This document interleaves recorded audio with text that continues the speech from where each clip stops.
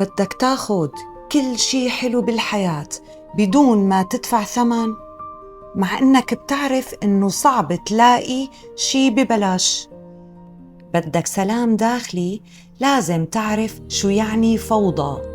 بدك قوة، لازم تفهم شو يعني هشاشة. لتقدر تتعرف عن ناس الصح، لازم تقابل ناس غلط.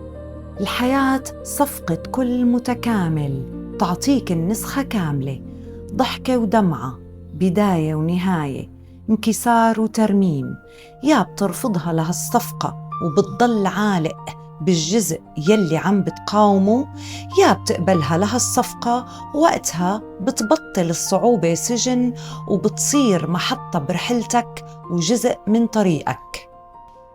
وانت وافقت على الصفقة ولا لساك متنح وما بدك تكمل؟